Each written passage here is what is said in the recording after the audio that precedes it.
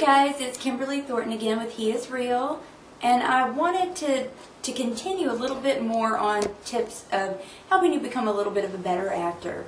As we talked about in our last video, just some different tips that seem maybe a little trivial, but it will really help you really own your craft, and really, I kind of hope, in everyday life.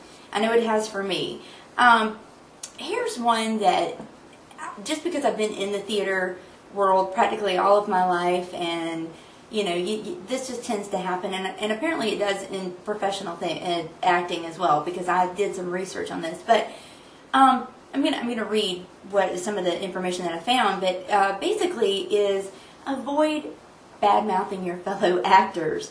This is not only good advice because eventually they'll find out what you've been saying, obviously the drama, but also other actors are quick to insult each other, and they're always the ones that are blaming each other for their own shortcomings.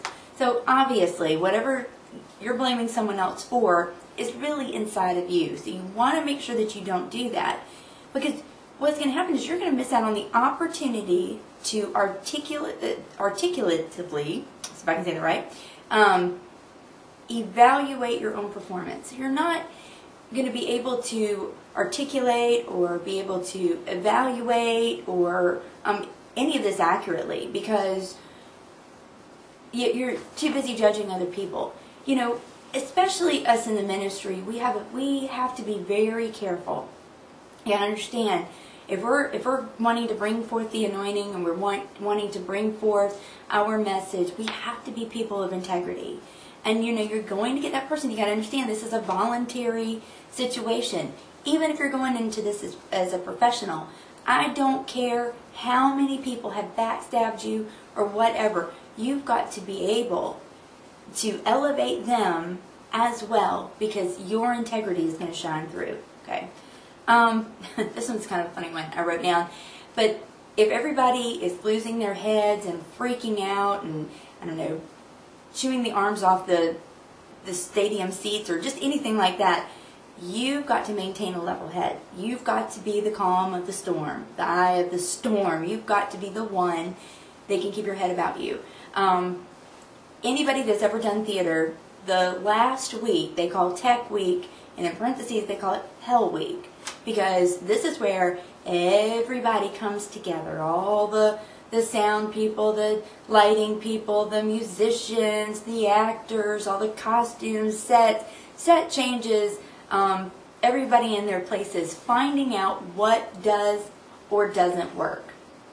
And if anything and everything can go wrong, it will that week. And you wonder by opening night how in the world this is going to come together. Now, you know, again, it doesn't matter if it's a small performance or what. There's always something going on. You have to keep your head about you, because you will not be able to make great choices and really problem solve. So it's always good to have, and also, you know, just even on a technical aspect, to be able to have a great team behind you of people who, in spite of, keep their heads about them and can get it all done. Okay? So we'll be discussing that a little bit more in detail. And here's another one: act. If you really want to improve your craft, you have to continue to act. Go to every community theater, go do some street dramas, find other people in other theater troupes that maybe want to go and minister, you know, go to nursing homes, go to acting school. I'm sure there's got to be somewhere in your area that you can go and continue acting skills. If you don't really have the money, eventually, like, we're going to develop some training videos for you. So just hang on to your seat. Hopefully this is really helping you. But that is the best way. Have people critique you. Be willing to take that kind of criticism, because the people who are critiquing you are doing this to help you, not to hurt you. Also, another one that I want to talk about, like we talked about earlier, about not bad-mouthing your other fellows, is definitely making your colleagues look good.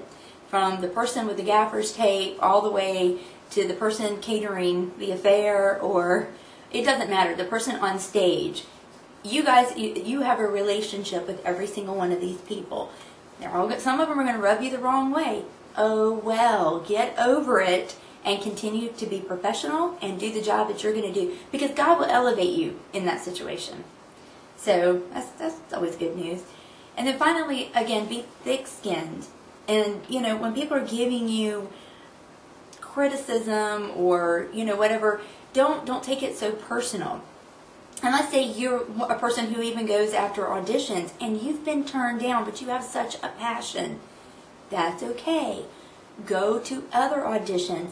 Find different places that you can act. You may not can act in this show, but you might be able to do something else. Sometimes it's not you. Maybe sometimes it is your acting.